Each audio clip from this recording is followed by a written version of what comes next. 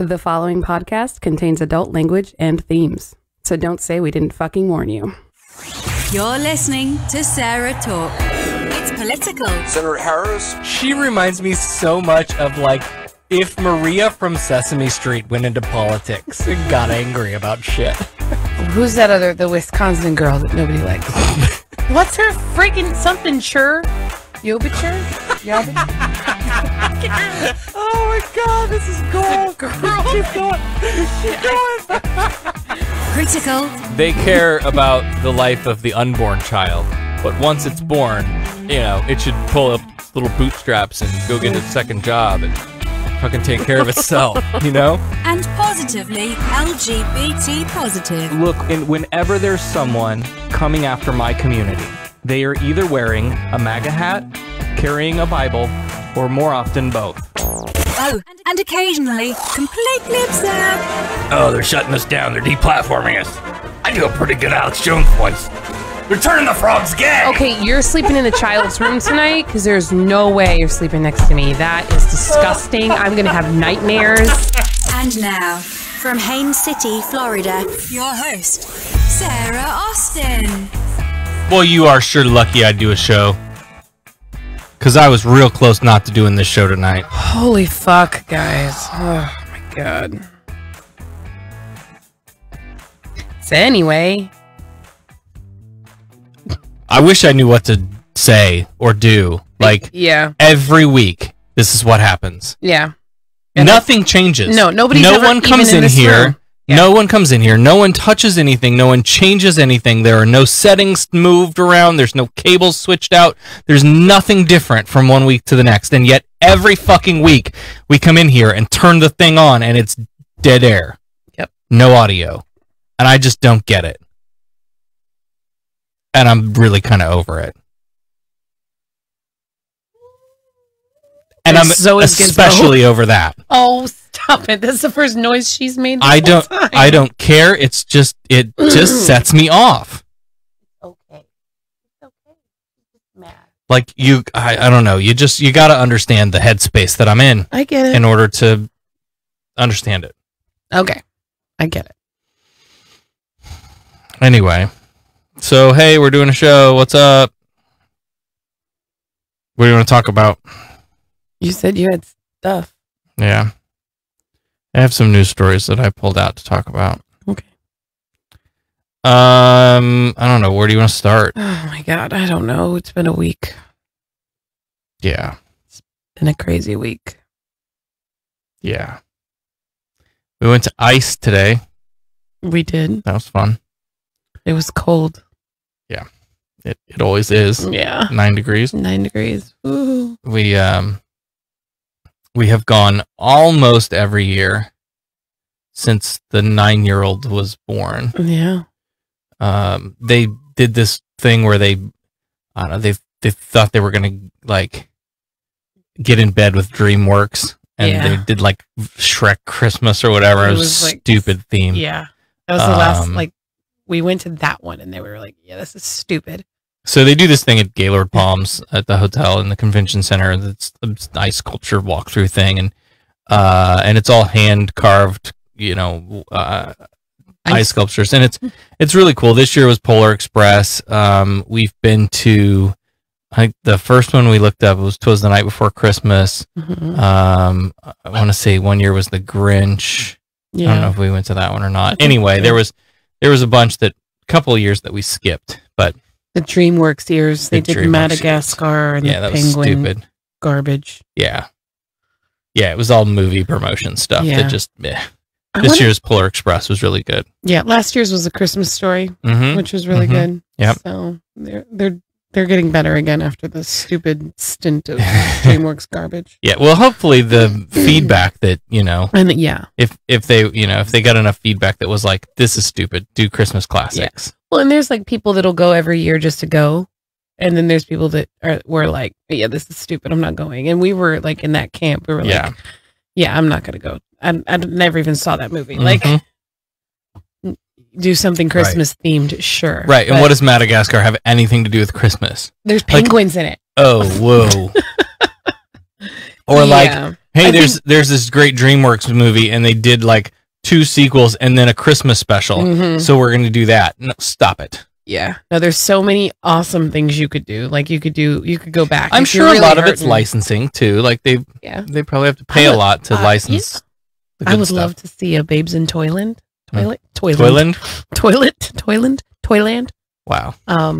All the the old classics. You know, I got to thinking. You were talking about that last week. I was, and I don't think I was thinking of the original. I was thinking of a remake that I really liked. There were a couple. We watched the original. The original was 1961. Yeah, like that, the black and white. Like, yeah, I don't know which one I liked better, but I know that we watched like 2 or 3 different versions of it. Let me see if I can find the one that. Wizard of Oz ice. Could you imagine the Emerald City in ice? Oh, that would be so cool. Nothing to do with Christmas, but yeah, that's okay though. This had to have been in 1986. Yeah, 1986. This is the one that I. Hang on. Seriously, I'm not going to listen to that for the next hour. Do you need to go back outside? Released December 19th, 1986. Drew Barrymore, Pat Morita, Richard Mulligan. Shots from the footage. Sure. Well, there would be if it were easy to get to. Dog.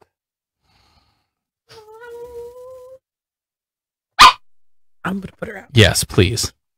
I'm going to mark this for editing, which I never do anymore, but have to now.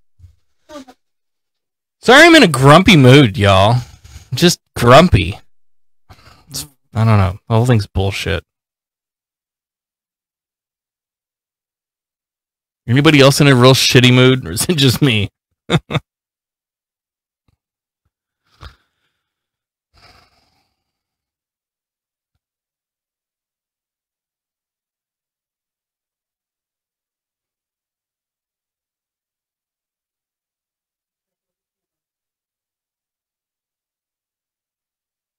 Can you get her? Here, I'm just going to switch this off. Go ahead. Do what you got to do.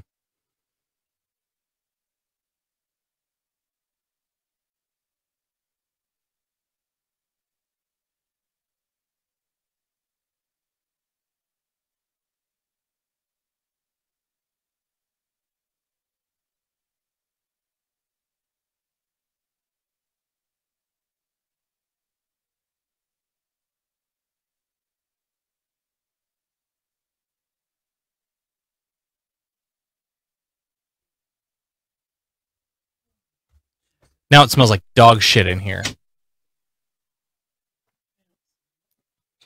Have a seat. Hey, let's start this over again. New rule, no dog in the studio. Especially when I'm grumpy. What's going on in the chat? Is anybody else grumpy? Oh, Victoria says, oh my God, sound.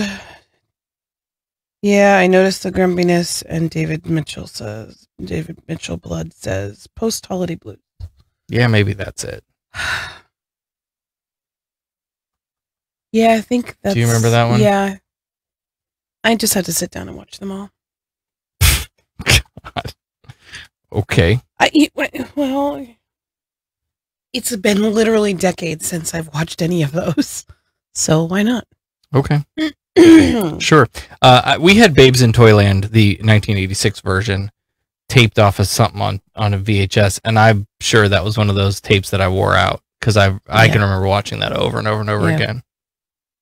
Yeah, probably. She was at the beginning of the thing. She was sledding and hit her head. I think is how she went into Toyland. Anyway, I'll go watch them. Let's have a viewing party. Put that on the list after all the other things we haven't watched yet. Yeah, no. I still have metal to get this one to watch my cousin Vinny.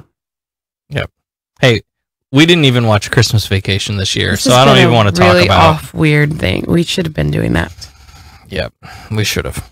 But oh well. Sarah, be happy. This is the year Trump disappears one way or another. I hope you're right. One can hope I and hope dream. you're right. Oh my God. God, I hope you're right. I would love to talk about all of this Iran stuff too, but I'm not in the headspace for any of that. No, and I haven't been following. Yeah, I've seen a couple of headlines, but I haven't seen enough to like come down on with a well-informed position or thoughts about it. The bias in me wants to say, well, of course, let's go start another war in the desert to distract from all of the other stuff that's going on. And well, if we're in the middle of a war, you certainly can't impeach or remove a president then. Yeah. Like, there's a big part of me that, that wants that to be the narrative. I don't know. I don't know all of the details. I don't have all the facts. Right. So I'm going to avoid. I'm going to tell you that that's my bias. Yeah. But otherwise I'm going to sort of withhold and wait to see what comes out. Yeah, it's been so crazy. Today I think I looked at Facebook maybe twice. Yeah. Which is not normal for me. Let's be honest. I'm addicted. But it's just been one thing after the next, going. And so I'm just kind of unplugging from all of it. Yeah. Just don't care. Mm-hmm. Yeah. I'm like, whatever. It'll still be there when I'm ready to come back. And right now I just need to not. Yep. It's too much. But I figured out something. Okay. I figured out what you can do for work. Okay. We can move back to Illinois and you can run a weed shop. Sure. Because I'm sure there's money in that.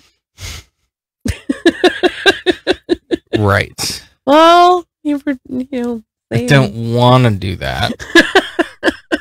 I don't want to move back to Illinois for starters. Yeah, well, I know, but like I'm not in love with Florida, but but I don't want to go back to Illinois. First choice would be Colorado, but like the thing with Illinois is we have family there. Mm-hmm. We could, right.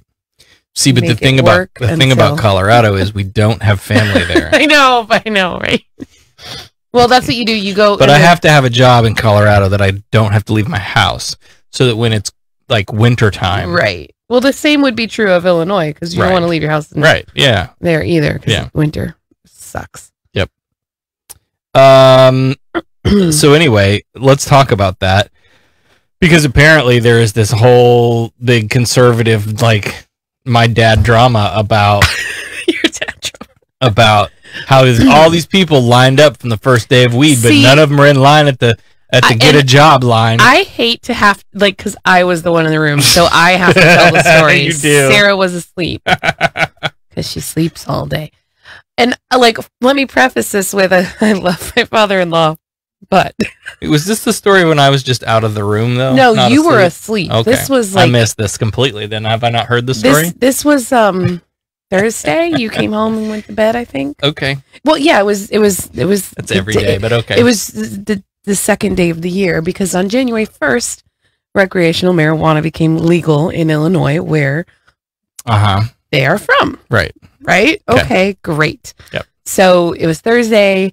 You came home. You went to bed. They came over because we were going to do dinner and whatever. And when you woke up later in the day, and they came over to play with the kids and spend time with the kids. So he comes in and I don't know, must have been in the door 5 minutes maybe. And he's like, look at this. And he shows me his phone and it's a news article, like BuzzFeed style Facebook thing. I didn't read anything on it because I was like afraid it was contaminated information. Oh my God. No, I'm kidding.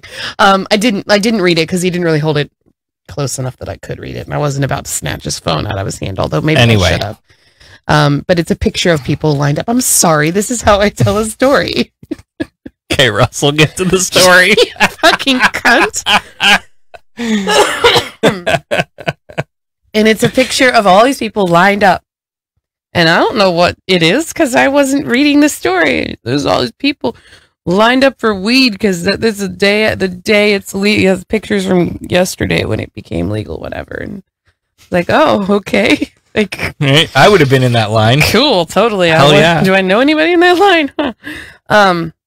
Then he says, people can line up for marijuana, but they can't line up for a job. Verbatim, that's what he says. Yep. And I'm like, What? I don't even remember what I said. I was so flabbergasted by it that I was just like, Yeah. because I didn't realize that there was like an unemployment crisis in Illinois where there was jobs to line up for. Everything I've heard is that the unemployment numbers are going down. Everything's great. Everything's good. Everything's good. The economy is great. Unemployment's low. Or maybe it's not an unemployment crisis. It's a job crisis. Like, are there jobs to be done that nobody's doing in Illinois, and that's why he's mad nobody's lining up to do the jobs? Well, apparently Illinois is full of Mexicans doing people's jobs that shouldn't be here. That's the story I heard. On all the family farms that have been in okay. Yeah. All right. Right. Interesting. So then my friend Aaron, completely unconnected. This is just something that he posted to Facebook. Who lives in Illinois. Yes, my friend from back home, friend that I grew up with, Aaron, who occasionally pops into the chat. Where the hell are you, Aaron? Posted this. Why all the, quote, in Illinois, people stand in lines for marijuana but not jobs posts? Where was this when people stood in lines for iPhones or concert tickets? This is conservative nonsense trying to link pot use to laziness. Where is this magical job line anyway?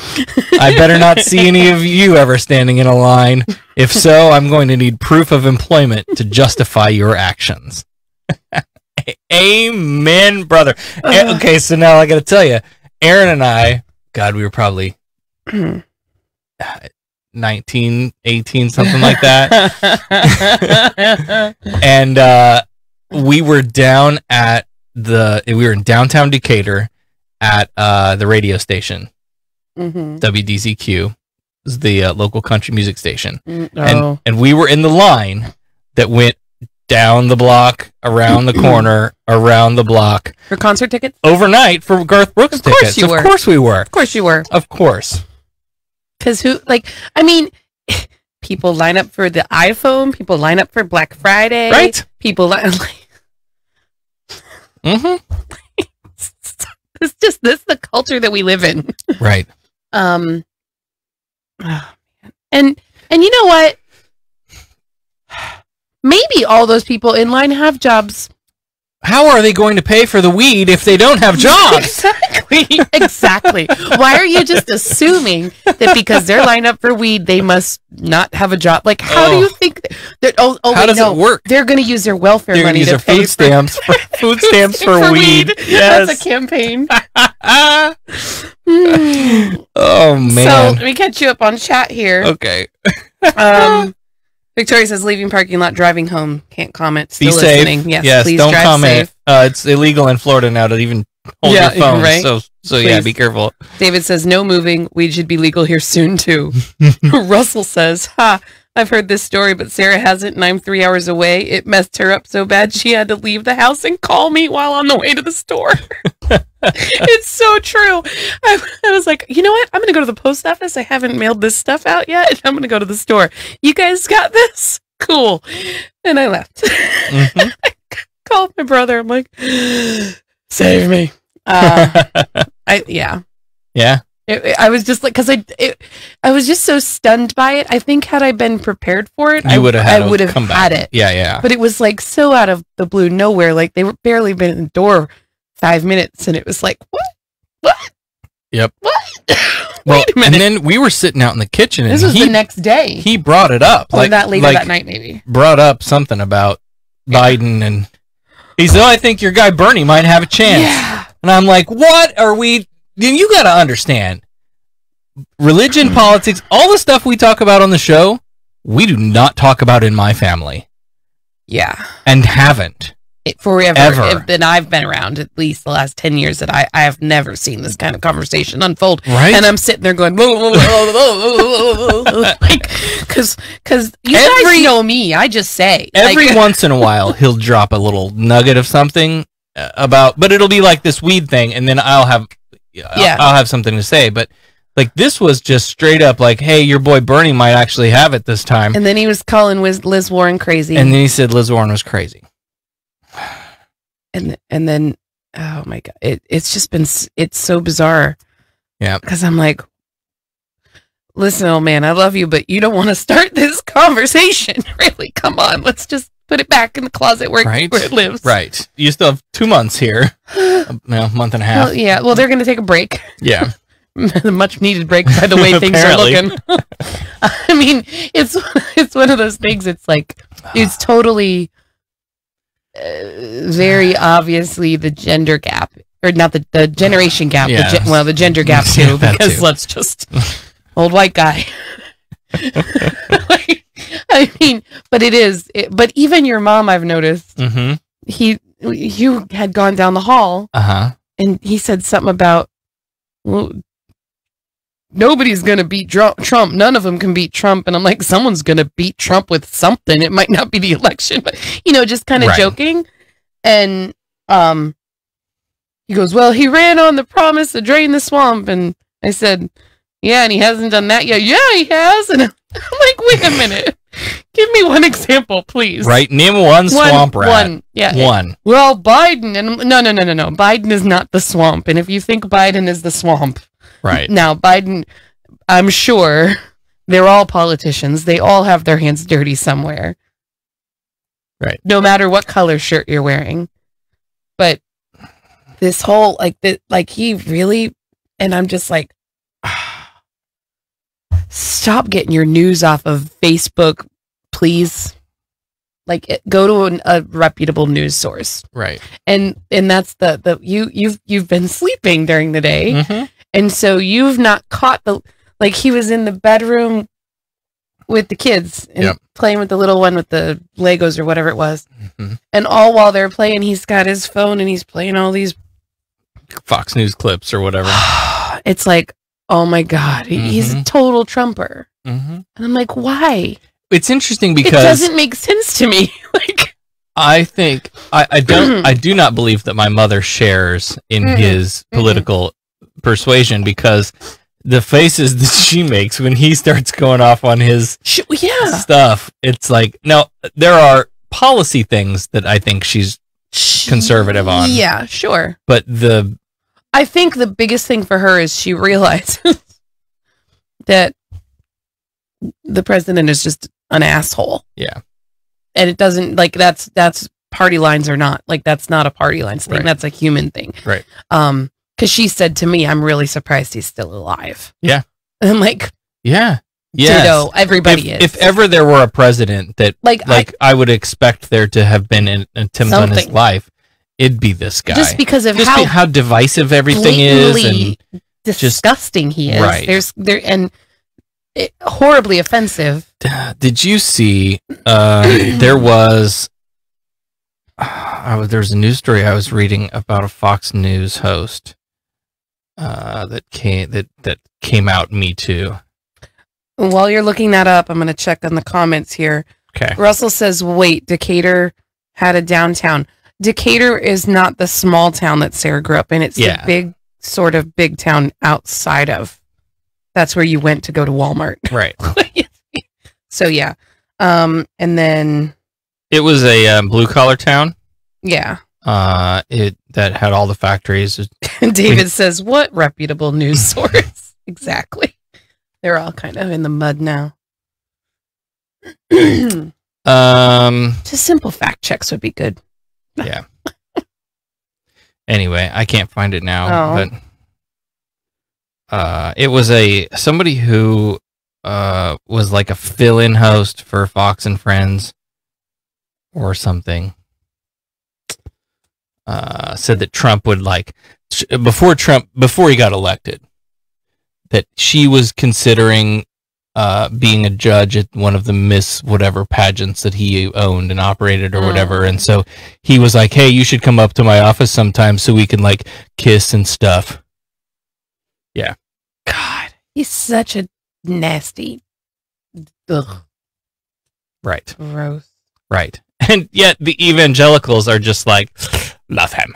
Love. He's the best thing ever. Well, you know, sometimes God uses imperfect vessels. Shut up. Here it is. This is out of The Guardian. Also reported New York Daily News. Former Fox News reporter has added her name to the list of nearly 24 women who have accused Donald Trump of making unwanted sexual advances towards them. In a book published next week, Fox and Friends fill-in host Courtney Friel claims Trump propositioned her before he became U.S. president. You should come up to my office sometime so we can kiss, Trump told her, reportedly, adding that he considered her, quote, the hottest one at Fox News. Oh my God, he's so just sleazy, slimy. That's what he is. You know, I worked in Fort Lauderdale on the beach. I've met some really sleazy men in my time. Mm-hmm. This guy takes the cake. I mean, to be fair, a good majority of them are pretty sleazy. Well, yeah, that's true. I've had those conversations with creepy old men that just make your skin crawl. Uh-huh. This is like a whole new level. Yeah. Like I just, no. Right. Sorry. I'm sorry. Mute buttons. Okay. An audio system. I need to just invite Vern to come over here for the weekend and like, hey, come visit Florida. I don't know. Isn't he the one that suggested this software that when you changed over to it, it fucked everything up? Anyway. Yes. Anyway, nearly $3.2 million in legal weed was sold in Illinois on the first day of sales. Let me say once again, $3.2 million in legal weed sales, marking one of the strongest showings in the history of marijuana legalization. This was from the Chicago Tribune. Customers spent almost $3.2 million in Illinois on the first day of recreational marijuana sales, Wednesday. Illinois is the 11th state to legalize recreational weed, and only Oregon had a comparable first-day performance. That state also brought in 3.2 million sales on day one. Mm-hmm. Yeah. This is particularly impressive when you consider the long waits, supply shortages, and sky-high pricing of products available at the limited number of dispensaries open. Bethany Gomez, managing director of cannabis research firm Brightfield Group, said of Illinois in an email. 37 dispensaries started selling recreational weed Wednesday in Illinois, including 9 in Chicago. As lines stretch, that doesn't leave much for the rest of the state. Lines stretch around blocks and through neighborhoods. Dispensaries handed out free coffee, donuts, and pizza to people waiting in the cold. Well, you need to hand that out after they've bought their weed. They want the pizza afterwards. Right. The state said customers, many of whom were eager to take part in the end of marijuana prohibition, made more than 77,000 purchases at dispensaries. Some were so busy they had to turn customers away, and many were greeted with dozens, and in some cases hundreds more customers Thursday morning. Yeah. Many are limiting how many customers can buy because of statewide product shortages. You gotta ration the weed. Right. So here's the thing about Illinois. And we talked about this, I think, because we talked about my old boss in the radio days, talking about this on his show. The way that Illinois did it was like municipalities could opt in or out. Yeah. So the state legalized it. But if you're the mayor and city council of Beckasburg, right? Beckasburg? Yeah. Okay. Then you could all get together and hold a vote and decide, you know what? We don't want that here. That would never happen in Beckasburg. I'm telling you, the smoke bubble would be so big you wouldn't be able to navigate your way out of the city. Just saying. Which is what Decatur did. They opted out. Really? Yeah. That's just pitiful. Yeah, right. And that's the thing. Like, I want to see a map. Yeah. You have to look that up. I want to see a map of where all of the dispensaries are in the state. It'd be interesting to see, or at least just maybe a gradient map showing what locations, where it is legal and where the local have opted out. Yeah, that would be interesting. That would be interesting to see, because I'd also like to compare that to the map of red versus blue counties. No shit. And so because maybe I have it. Recreational cannabis dispensary. Oh, those are just the regions that were set up. Well, because here's the thing. Like we've talked many, many times, but as someone who grew up in a rural area in Illinois, we often lamented that our vote didn't matter because Chicago was going to vote blue, and Illinois is always going to be a blue state because Chicago, and why, we don't have a voice, when the reality is one person, one vote, and there just happens to be a fuck ton of people in Chicago. Right. Like, and yes, that means that Chicago makes decisions that affect the rural folk. Sure. In ways that are not always positive, because Chicago people are going to vote for their own interests. Sometimes at the expense of the rural folk. Yeah, and I get it. Like that happens everywhere. Like that's that's a reality. Okay, dispensary license distribution. For licenses issued May 1st, 2020. I'm not sure what that is. But this makes it look like, so Macon County is where Decatur is. There's one. I don't see anything for Moultrie County is where I'm from. Moultrie, Shelby, Christian, Montgomery, nothing there. So like we would have had to go over to Coles County. It would probably be Coles or Douglas. I don't know in that where that would be. Like, yeah, that's a large region here. It could be down in the corner by Lawrence, and you got to drive all the way. Yeah. Yeah. That's crazy. But then you got like 47 up in Cook County. So like now I wanted you to compare the map of dispensary locations to the map of Planned Parenthood locations. Oh, okay. We're not doing this live on the air though. No, I know. Anyway, I don't know. I just think that's interesting. Yeah, I think so. I had a train and it got derailed. Sorry. So anyway, I guess this gives us another reason to go back home and visit. That's what it was. Family. What? So there was a conversation about, so all these people that lined up to go get weed, how many of them were buying it before it was legal? Right. And I was like, right. Oh man. See, because we went to Colorado where it was legal. Where it was legal, and we bought it legally. Right. But I've never bought street weed ever. Like, I've never bought Producer at SarahTalk.com though, if you happen to have a local conversation. Right. I don't think I've ever, like, I have friends that have and have shared, but right. Like, I'm not gonna just go find a dealer. You know what I mean? Right. Like, that's just crazy to me, because you put yeah. But you can't just assume that everybody in that line was a criminal before the first of the year because they were buying illegal crap. Right. No, there's plenty of people who, like us walking around Colorado, were like, hey, it's legal here, right?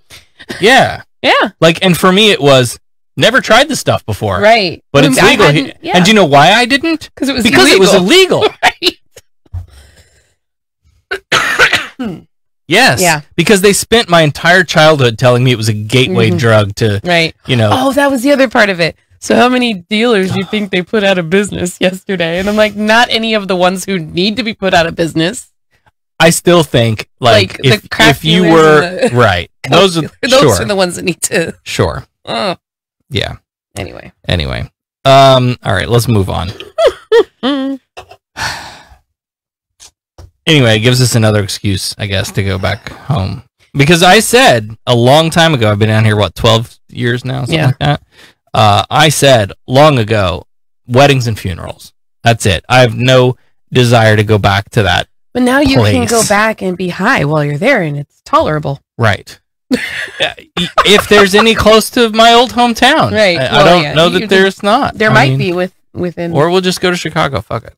Yeah, sure. There's a good aquarium out there. They have good Broadway shows. Could we go to the aquarium high?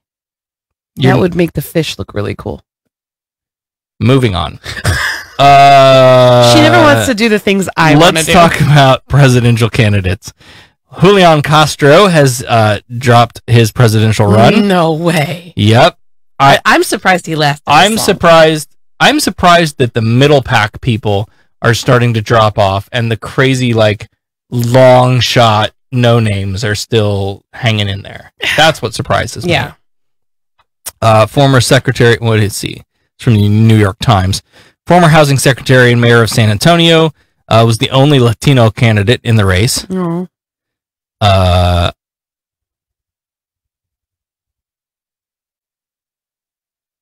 He championed progressive policies, but did not find his footing in the polls. Yeah, he didn't strike me as somebody that I was excited to get behind. No. He was one of those that I was like, okay, I could, if he's the nominee, I'm fine with that. Right. But it wasn't not exciting. I think he played it too safe. Mm-hmm. Which didn't get him a lot of recognition.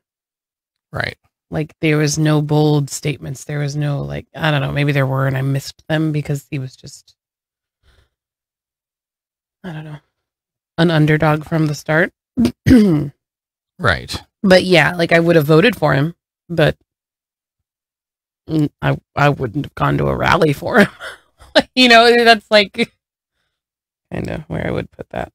Right. Yeah, so that's, whatever.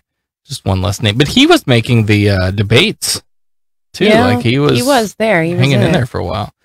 In another great news, not announced yet that this campaign has ended, but Marianne Williamson is laying off staff, which is a good sign that the end is nigh. Thank you, Jesus.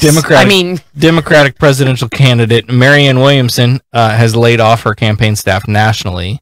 Former staffer confirmed to CNN Thursday. Did somebody crush her crystals? Her crystals, her energy crystals? Maybe. The layoffs, first reported by CNN affiliate WMUR, signal Williamson's unorthodox White House bid may be winding down as the author and spiritual advisor.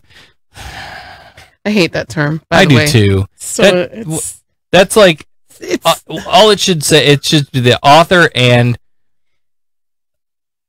I feel like it's a very pretentious thing to call yourself a spiritual advisor, unless you're actually a spiritual being, direct from heaven.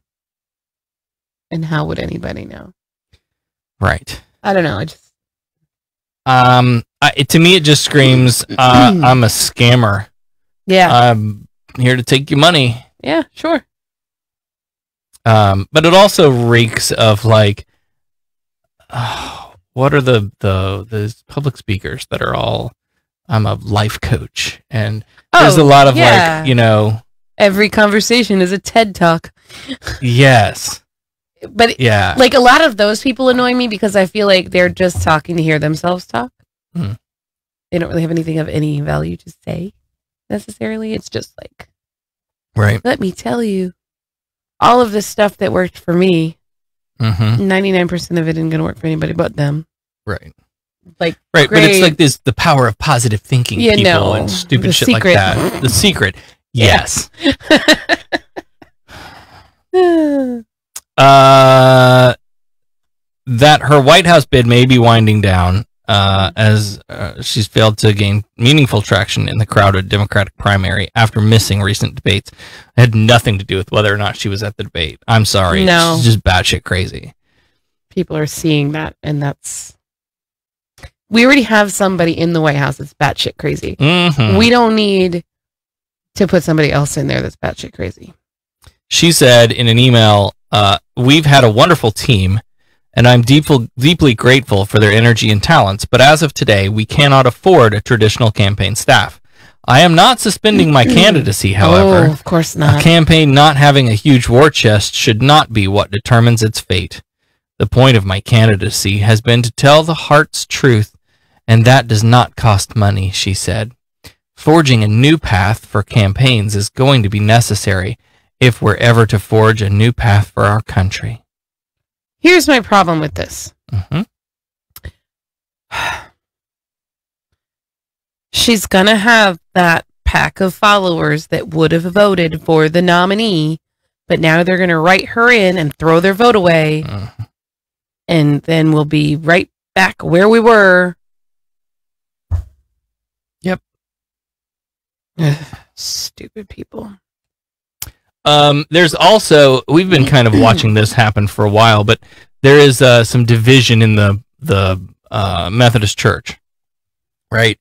So they got their thing together. They were holding the vote of whether or not they were going to be okay with gay people. Just basically really ridiculous when you actually think about it. Yeah. Like, right. Either the doctrine says this or it says that. Yeah. And it's not something we should all get together to vote on. And if you're going to get together to vote on that, then you might as well throw your doctrine away and just vote on all of your whatever, like principles. Right. Is morality not objective and handed down by God? Yeah. In this case, like this is the argument you hear all the time of people that are like, well, if there's not an objective morality, then it's just our opinion and what we think is okay. Mm-hmm. Well, if nothing else, they have proved that they're not the true religion. I mean. So this is from today in the Washington Post. The United Methodist Church is expected to split now into two denominations in an attempt to end a years-long contentious fight over same-sex marriage. Church leaders announced Friday the historic schism would divide the nation's third largest religious denomination. Let me asterisk in there, at a time when religious attendance is dropping drastically. At a time when the nuns are on the rise. So this kind of makes me really annoyed and very like I want nothing more than for all the religions to just disappear, because I think they're all just obnoxious and bullshit. And I think we all have within ourselves the stuff we need to be good people without religion. But growing up, the prophecy was Armageddon's going to come right after all religion falls. Babylon the Great's going to fall. And so... Well, then why wouldn't they be in such a hurry to get rid of religion so that the end could come and you could go be with Jesus? But that's the thing. Like, every witness right now is watching this and going, Babylon the Great is going to fall. God. Like, they're whizzing cream in their pants right now. I swear to God. They're getting so excited because Armageddon's coming. Armageddon's coming. I swear to God. Or whoever. Russell, tell me I'm wrong. You know it's true. So any little trinket of a piece of a prophecy about Armageddon, when you hear a president say peace and security, that's another one that gets them real worked up.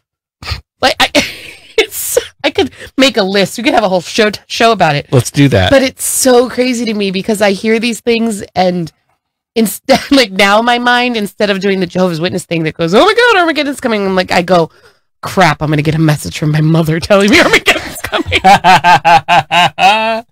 Because she does. And then I'm just like, I just don't care. Yeah. If it comes, it comes. If it doesn't, I was right. Like, whatever at this point. If I'm wrong, oh well. Right. But I've wasted enough time waiting and now I'm just living. Yep. That's how I'm looking at it. Leaders of the church said they had agreed to spin off a, quote, traditionalist Methodist denomination, which would continue to oppose same-sex marriage and to refuse ordination of LGBT clergy, while allowing the remaining portion of the United Methodist Church to permit same-sex marriage and LGBT clergy for the first time in history. As David so rightly points out, this is not the united Methodist Church. Now they're divided. It's not united on anything. Plan would need to be approved in May at the Worldwide Conference. The writers of the plan called the division, quote, the best means to resolve our differences, allowing each part of the church to remain true to its theological understanding, while recognizing the dignity, equality, integrity, and respect of every person, end quote. But that's not true. What's interesting to me, I think, about this is what will be interesting is to see how all of the different like flavors of Christian retcon this. Like, what's the story that they're going to make up to make this all make sense? Because to us who have an open mind and who have sort of looked historically somewhat at how Christianity got to be where it is now, Right. It's nothing but divisions Yeah. and new sects forming. Sure. And like that's from jump. Like, every single one of every single religion that exists right. has splinter groups. Right. Right. Yep. If any of them had the truth, and the truth were that self-evident, there would be one church. Right. Period. The end.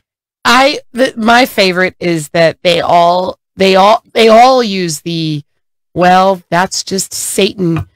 Sure. Using, no, it's not. Actually, it's just religion was created to control human beings, and you are falling for it because you're a dumbass. Right. And hey, Sorry. again, like, is your God not strong enough to best Satan? Yeah, well, right. But that's, Right. No, and that to me tells me more than anything that this is just another good versus evil fairy tale storytelling narrative. This is no different than the empire is in charge for a while and the rebellion comes up to take on, and the good versus evil story that has been told in format after format. Yeah.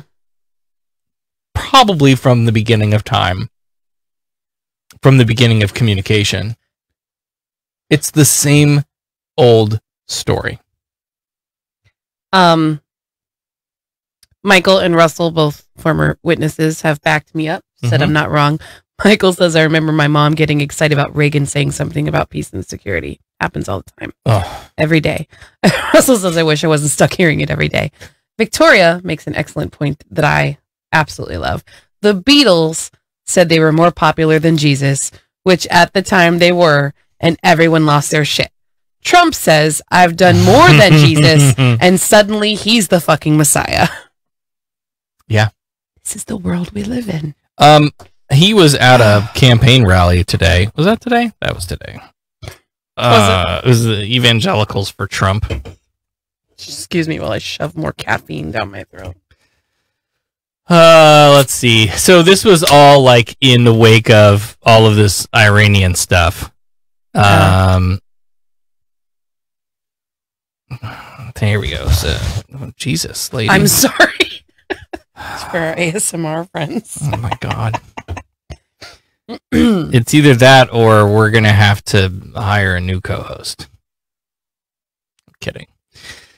Listen, I really don't care because I've been in here for how many years now, sitting here, and it's still called SarahTalk. Yep, I tried to rename it, and you got all mad.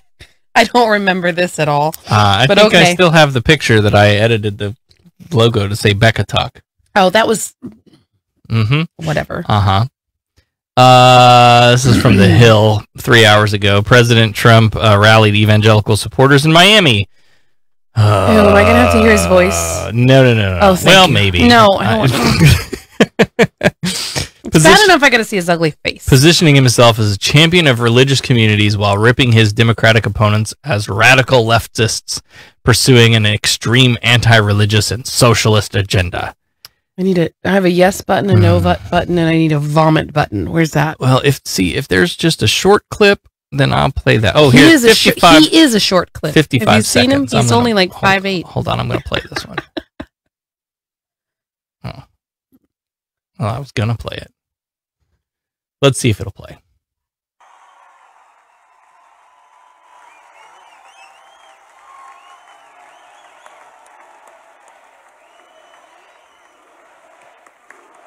Oh, God. Thank you very much. That was beautiful. That was beautiful. Most powerful people in the world. My book. But thank you, Paula, the beautiful prayer. Thank you, everyone. Thank you for this incredible crowd. There are thousands of people outside trying to get in. And if you're truly religious, you should give up your seat right now. Let them come. But I'm thrilled to be here in Miami, Florida, to officially launch one of the most important grassroots movements in American history. It's a first. Evangelicals for Trump. And... Ugh. Yeah, that's exactly how I feel about it. Oh my god, that's hilarious. That's the best part of the whole clip. Oh my god, that's terrible. It was an ad of some You got to kid. screenshot that or something. Okay. Oh man, this kid's crying like he looks like a kid that. Oh god. Oh, poor baby. Anyway. Poor baby. Do I need to close that so you don't have to look at it? No. Okay. How did we get onto that? Oh, we were talking about the ununited Methodist Church. Should we just call them the divided Methodist Church now? How about we just call them the obsolete Methodist Church? Because if they were the true church, they wouldn't have had to vote on their policies. They would have gotten them from the Bible. Now we know they're a sham, and goodbye. Somebody actually commented on the United Methodist Church is the United States' largest mainline Protestant denomination. The church has fought bitterly about LGBT inclusion for years, and leaders often feared the fight would lead to a schism. Quote, "I've always been committed to unity, but over time it could not be unity at someone's expense," said Bishop Kenneth Carter, president of the Church's Council of Bishops and one of the formulators of the new plan. The plan was praised by conservatives and progressives within the church. Man, I just, beyond the witnesses, I can see this now. We are becoming more divided, even in the church now. But again, this has happened over and over again throughout time. It's just so far removed from us. Literally, Martin Luther is so far removed from us that we've forgotten the divisions in the church recent to us. Sure, because we weren't there. We didn't live it. We didn't live it. It wasn't happening in our generation. Right. It wasn't. Even those of us who were babies at the time, you're just not aware. So. 2 final stories, both local-ish Florida stories. I gotta decide what order I want to do these in. Pick the nicer one to do last. They're not very nice. Great. Okay. I'll pick the funny one to do last. How about that? Okay. Okay. And I've already regretted picking out that story because it's Florida Man-esque. But there's you'll find out. Okay. So, Lake Wales Church pays off meal debts of Lake students. Wales, here around the corner. Yeah, our Lake Wales around the corner. Oh wait, I think I remember seeing this. Okay, yeah. So here's what happened. What happened? And I'm gonna read the article. This is from the Ledger, which is our local rag. Just the way it's written. They're not very. They write articles to stir shit. Well. The reporters are not bad. It's the editorial board that's terrible. That's probably true. And this was by Kimberly C. Moore, is the writer in the story. Some Lake Wales students got an extra Christmas present this year, but they won't find it under the tree or even in a stocking. Instead, the gift is waiting for them when they return to school Monday. First Baptist Church of Lake Wales paid off nearly $1,600 in student meal debts at Lake Wales High School, Bach Academy North, and Bach Academy South, all charter schools. Of course. Quote, "We had read an article actually in your paper about a church over there helping with medical debt." we didn't cover that, but I have lots of things to say about that too. Said FBC Senior Pastor Scott Markley, we were looking for ways to show our love for Christ to our community. We were thinking about ways in helping the community at large. We found out about this lunch debt. We felt we had to do it at Christmas. It would be a sweet gift, and they could go into the new year with a fresh start. Now, there's more to this story, but there's already so much for me to unpack in that first 2 paragraphs. First, I don't want to live in a country where children have lunch debts at school. I don't want to live in that country. No. I don't. We should all be paying for it. We should all be paying for it. Whether you have children in that... I'm sorry. Whether you have children in that school or not, whether you have children in school or not, we should all be paying for it.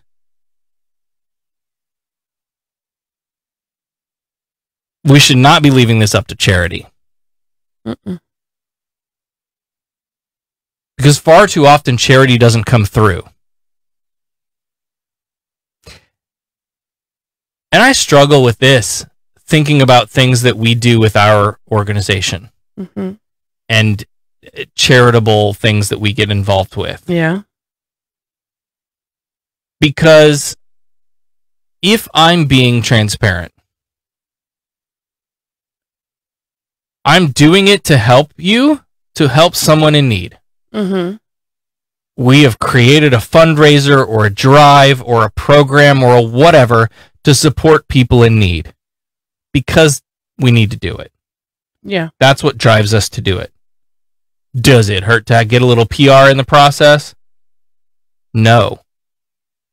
It's good for the organization to get good news written about you. That's just the facts. Yeah. Right? We should all want to do this kind of stuff without an expectation of recognition. If it comes, great. When we did our fundraiser for Hearth, I didn't send anything to the papers. Yeah. We talked about doing something, but we decided not to. We decided not to.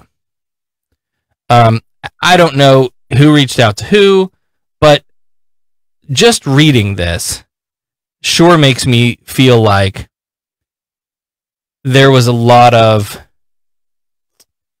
I'm not even going to be able to come up with the word. We felt we had to do it at Christmas. Why? Yeah. If I found out that our county schools were behind X dollars of whatever, kids behind on their lunch money, and you could do it, and I could do it, why wait? I would do it today. Yeah. Right now. In the moment. If I couldn't do it today, I would start my fundraiser today. Right. Yeah. How far behind are you? $2,000? Well, here's $500. That's all we could get this month, but we'll get more next month. Yeah. I feel some kind of way about this. I really do. It's one of those things, like, good for them for doing it, of course. Yes. Absolutely. Because at the end of the day, kids are getting their meals covered. And yeah. It sucks that we live in a world where this has to happen. Yep. I'm grateful that our kids are in the public school system, and we have that option where in Polk County, public school lunches are free, and they have been for the last several years. Because the school board has the budget for it, I guess, and I don't know who's providing. Here, I'll tell you. The 3 schools are part of the Lake Wales Charter School District, a separate entity from Polk County Public Schools. Under a federal program, Polk County Public Schools provides free breakfast and lunch to all students. The Lake Wales Charter School District does not qualify for that program and must charge students for their meals. Charter District was created about 15 years ago when community leaders felt they could do a better job educating students. So most of the schools in the city broke away from the traditional countywide school district. Right. So they can do a better job educating, maybe, but they can't feed them. And like I I hate that we live in a world where kids go to school and they're hungry. Mm-hmm. You can't learn if you're hungry. We know this. I hate that we go to school. I was talking to you about this last week. Every single day that I go to the school, I go down this one hallway to get to the library, and there is a cart. Sometimes, other times, it's just a big pile of brown bags on the floor. And what it is they're meal kits for kids who go home. And most of the time, if they didn't grab that brown bag to go home, they would go the whole weekend without a meal. Yep. I hate that even has to be a thing. Yes. Yes. The humiliation of being that kid, carrying that brown bag. Yep. Having to explain what it is, because you know how kids are curious, and then having to explain why you get one, and you feel ashamed, being ashamed and embarrassed, and the whole stigma attached to that is just ridiculous. Kids should never be hungry, especially not at school.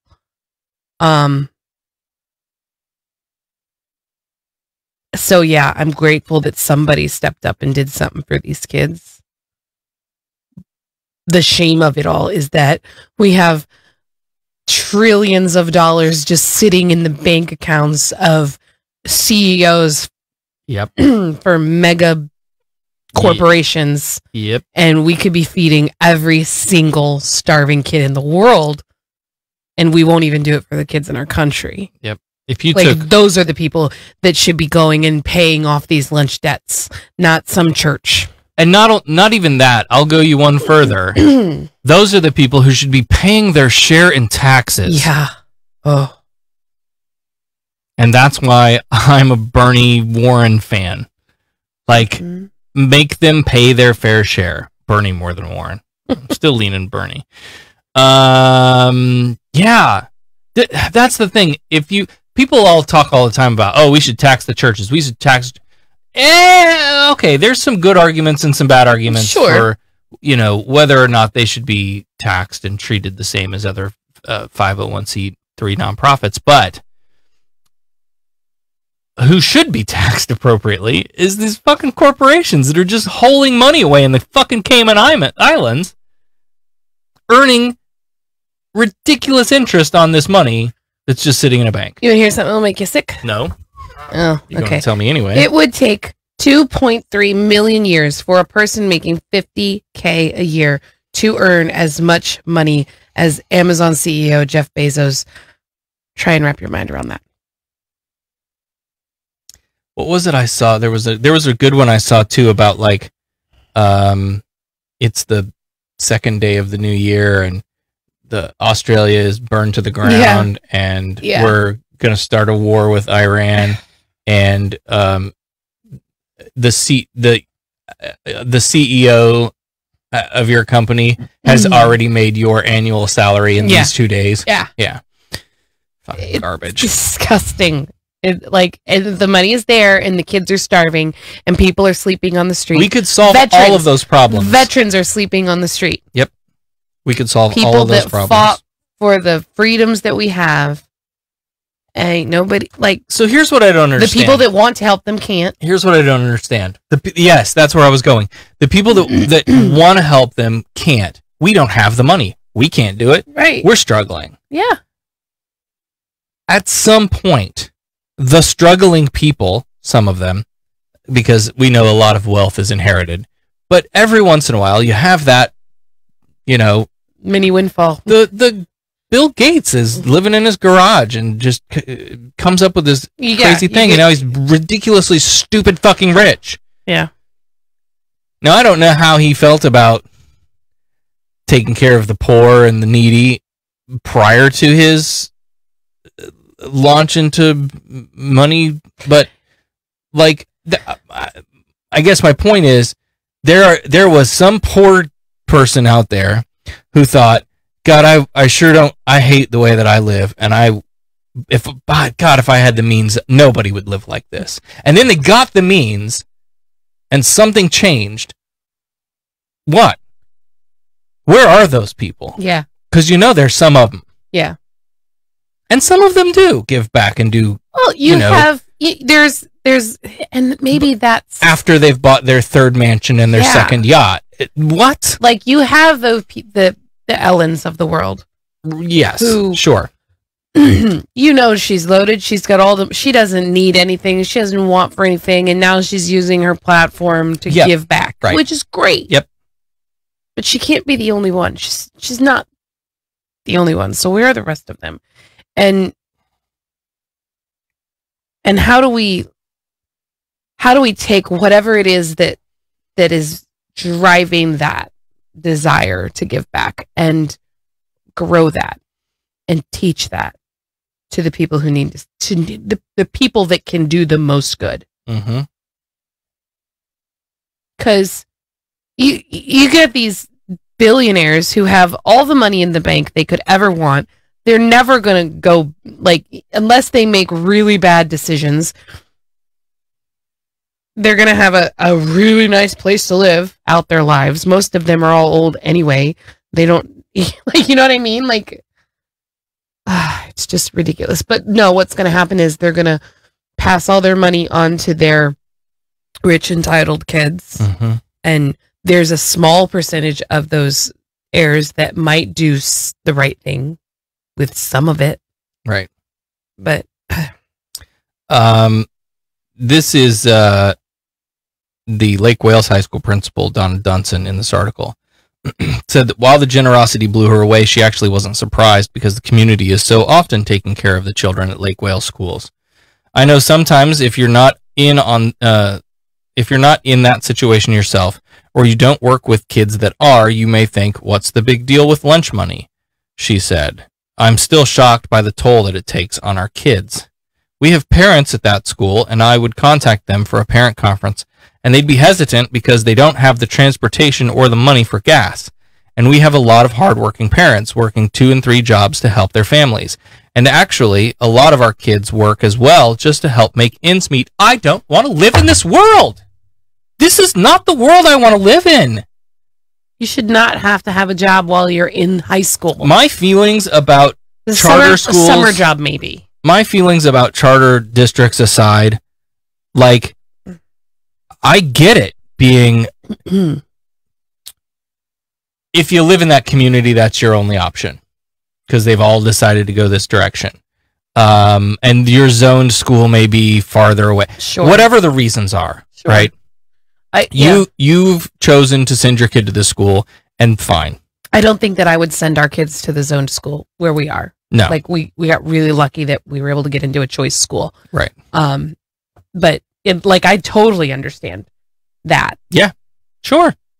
Right. You want what's best for your kid, and so you send them where you think it's going to be best. And that decision could be a charter school, it could be an academy, it could be a public school, it could be an art school, it could be a choice school, it could be all of it. And but I understand the position of people being at a certain point in the amount of money that you have, and not being able to do much more than that. Yeah. Right. Yeah. Like, got my kid into the school I wanted him into. Sure. How am I going to go to the parent-teacher conferences because my car is broke down? I don't have gas money. I don't have. I can't. The bus transportation is garbage. I don't know, but my kid's in a good school. We have kids I get it. We have kids at our kids' school who it's a uniform school, and the uniforms are not cheap. Nope. And we have created a parent group where we can trade uniforms and give hand-me-downs because we have so many kids that if that wasn't in place, they would not have clothes to wear to school. Right. And I don't want to live in this world. It's like, and you can't go to school if you're not in uniform. Everything is just. Yep.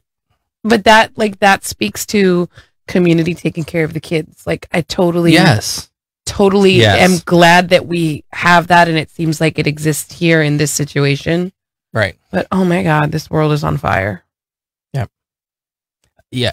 Again, imagine early settlement America where the church truly was the community center. Yeah. Like the first thing they did when people when people were moving across this country, settling new land, killing native people and settling the new land. I should say. One of the first things they did was build a church, and that was a community center. That's where you went. I get it. Like, we used to have a society where we relied on the charity of the church. But let me break it down for you. What you had was a bunch of people putting a little bit of what they had into the church, and then the church would take care of things for people. We still do that with the government. It's called taxes. We all chip in a little bit into the bucket, and then we created these social safety net programs for people who need them. Thank you, New Deal, for the people who need them. And we need more of them, and they need to be more robust, because we can't let people down like this. And here is, and we can't expect the church to do it. Is my whole point. Well, yes, and I'm going to tag into that, because the government cannot turn you away because of your religious belief. Churches sure can. But churches will. Yep. And they have. Yep. And you have, let's see, how many we can think of in 5 minutes. You can't come and have a meal at my soup kitchen because you're not a believer. Or you're trans, or you're gay, or you're, all of that. Yep. Yep. We run a homeless shelter, Catholic Charities homeless shelter. Yeah. Oh, I'm sorry, you can't stay here. Yeah. Yeah. So we need these programs protected in a government that's separated from the church, so that everybody can take advantage of them when they need them and not be turned away. What's going on in the chat? Oh. Before we move on to the last story. Victoria says we as a society should be ashamed that student lunch debt even exists. Totally agree, girl. David said, I do not remember school lunch department when I was in school. Do you mean school lunch debt, maybe? Yeah. Yeah, I don't... I don't know how that worked, but like it has made this past year, like a kid being turned away at the lunch counter for not for like being behind on their whatever. I have a friend elementary school kids. Yeah, I have a friend whose son was given peanut butter and jelly because he had no money on his account. And this is a kid whose mom is at that school 2 or 3 times a week. Yep.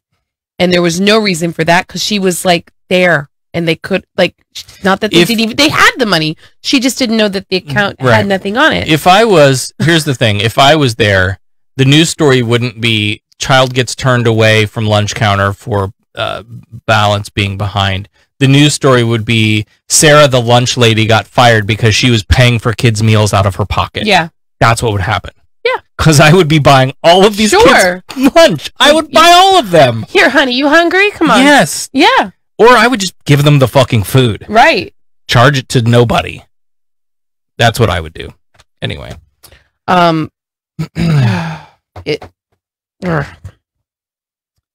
So, the final story then. This is when was this? Christmas Eve? Christmas Eve. Christmas Eve. Manatee County Sheriff's Office was investigating. They're searching for a burglar who broke into a Bradenton home on Christmas Eve. What do you think the person broke into the home to do? Use the bathroom. No. Oh. You have 2 guesses left. Okay. Steal the Christmas presents. No. What else would you break into a home to do? I don't want to say he was going to steal stuff. The Manatee County Sheriff's Office said the victim was sleeping in his bedroom on Christmas Eve, only to be awakened by a man sucking on his toes. Oh! Well... The victim asked the burglar what he wanted, telling him he didn't have any money. The man replied he was, quote, there to suck toes, the sheriff's office report said. Sounds like someone from your ilk. That's why I pulled this story. Of course you did. You don't know Sarah has a toe fetish. I've never broken into anybody's house to suck on anybody's toes. No. Okay. I get consent first. She does. That's when the victim punched the suspect in the mouth and forced the man out of the bedroom. Suspect attempted to fondle the victim's genitals and claimed he had a gun, but no gun was ever seen during the fight. The victim managed to kick the man out of the home and proceeded to repeatedly hit the suspect in the face. That's when the victim ran back into the house, called 911. The victim was on the phone with the dispatchers, and the suspect came back up to the house and punched out the glass on the front window. Oh my God, what was he hiding? The man then got on top of the victim's car and stomped on the windshield until it broke, then fled the scene on foot. Deputies attempted to track the suspect with a canine, but were unable to find him. DNA swabs were taken. The case is under investigation. Okay, so I have a question. Yep. You're laying in bed, you're fast asleep.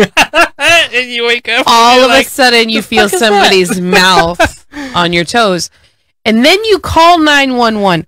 What is that conversation? Hello, dispatch 911. What's your emergency? Go on. No, I can't. What's your emergency?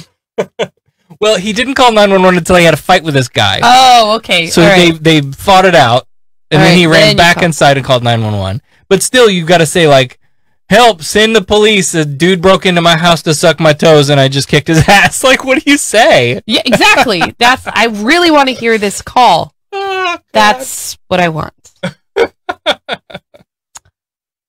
Look, people will let you suck their toes. All you have to do is ask. That's all I'm saying. You have to ask the right person. I mean, some people are not into that, and that's okay. Sure. Your kink is not my kink, but you gotta get consent, dude. And if somebody says no and punches you in the face, do not go back for more.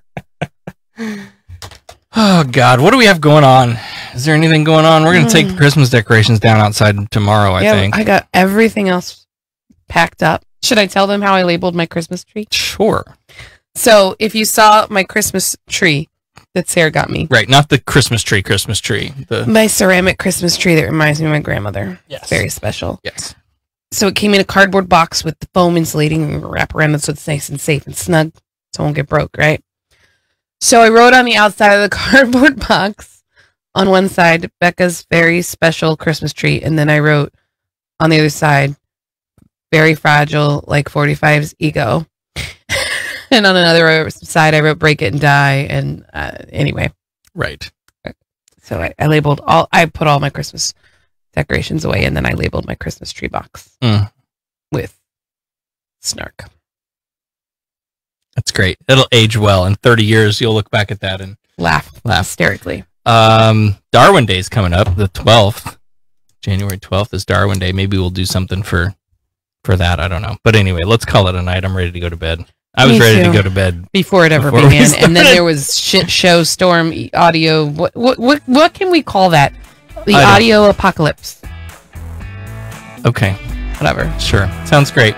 Hey, thanks everybody for listening. Thanks to the patrons for patroning. We love you, and we'll see you on the next one. You've been listening to Sarah Talk. Sarah Talk is made possible by listener support. Visit patreon.com/SarahTalk to become a patron and help keep this program going. Contact Sarah and Company by email at producer@sarahtalk.com or call 224-40-SARAH. That's 224-407-2724. And follow us on social media, facebook.com/SarahTalkRadio and on Twitter @SarahTalkRadio. The opinions and information provided on this show are intended for entertainment purposes only. All opinions are solely that of the hosts and their guests. We make no representations as to accuracy, completeness, timeliness, or validity of any information and will not be liable for any errors or damages. Sarah Talk is a production of Sarah Austin Media.